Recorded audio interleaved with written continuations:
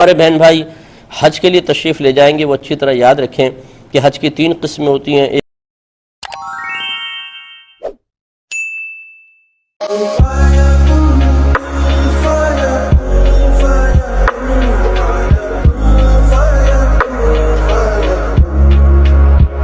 اعوذ باللہ من الشیطان الرجیم، بسم اللہ الرحمن الرحیم۔ خواتین و حضرات السلام علیکم ورحمۃ اللہ وبرکاتہ و مغفرتہ۔ جو ہمارے بہن بھائی حج کے لیے تشریف لے جائیں گے وہ اچھی طرح یاد رکھیں کہ حج کی 3 قسمیں ہوتی ہیں۔ ایک حج قران ہوتی ہے جس میں عمرے اور حج کا ایک ساتھ احرام باندھا جاتا ہے، یعنی دونوں کی نیت ایک ساتھ کی جاتی ہے۔ اس میں جا کر جب آپ عمرہ کر لیں گے تو پھر آپ احرام نہیں اتاریں گے بلکہ احرام کی پابندیاں باقی رہتی ہیں۔ دوسرا ہوتا ہے حج تمتع، جو اکثر ہندوستان پاکستان کے لوگ کرتے ہیں کہ آپ جاتے ہیں عمرہ کرتے ہیں اور صرف عمرے کی نیت سے آپ جاتے ہیں، عمرہ کرنے کے بعد احرام اتار دیتے ہیں، 8 ذو الحجہ کو دوبارہ حج کا احرام پہنتے ہیں، یہ حج تمتع کہلاتا ہے۔ اور تیسرا حج افراد ہوتا ہے کہ جس میں صرف حج کا احرام پہنا جاتا ہے، اس میں عمرے وغیرہ کی کوئی نیت نہیں ہوتی، تو یہ تیسرا حج افراد ہے۔ یاد رکھیں جو حج قران کرتا ہے یا حج تمتع، ان پر حج کے شکرانے کے طور پر قربانی واجب ہوتی ہے، اس کا عید الاضحیٰ والی قربانی سے کوئی تعلق نہیں ہے۔ ہاں جو حج افراد کرنے والا ہے وہ اگر یہ قربانی کرنا چاہے تو ٹھیک، ورنہ اس کے لیے مستحب ہے، نہ بھی کرے تو گناہگار نہیں ہوگا۔ تو ایک تو یہ ذہن میں رکھیں۔ دوسری بات یہ ہے کہ اب جیسے آپ وہاں پہ مطلب مکے میں ہیں،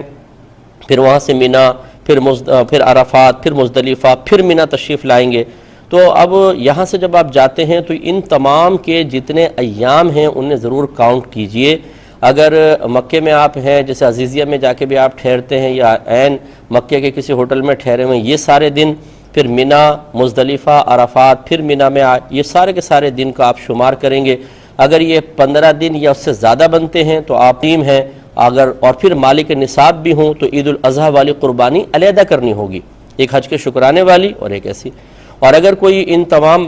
دنوں کو شمار کرے تو 13 بنتے ہیں، 12 بنتے ہیں، 14 بنتے ہیں، 15 نہ بنے تو بس حج کے شکرانے والی قربانی اگر واجب ہے تو وہ کرنی ہوگی، باقی عید الاضحیٰ والی واجب نہیں ہوگی۔